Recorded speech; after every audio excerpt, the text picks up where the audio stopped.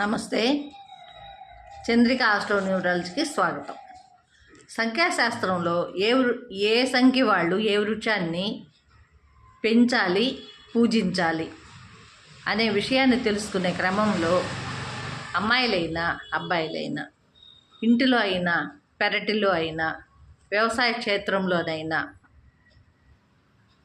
7వ సంఖ్య వాళ్ళు, 7వ తేదీన జన్మించిన వాళ్ళు 7వ సంఖ్య జాతకులు.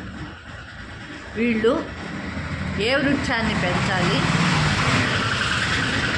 ఏ వృక్షాన్ని పూజించాలి అనే విషయం తెలుసుకుందాం. 7వ సంఖ్య జాతకులు ముష్టి చెట్టు పెంచి పూజించిన మంచి ఫలితాలు, గ్రహదోషాలు తొలగి అష్టైశ్వర్యాలు కలిసి వస్తాయి. అదే వేరుని ధారణ చేసిన, మెడలో ధారణ చేసినా కానీ మంచి ఫలితాలు అనేటివి ఉంటాయి. గ్రహదోషాలు తొలగి అదృష్టం కలిసి వస్తుంది.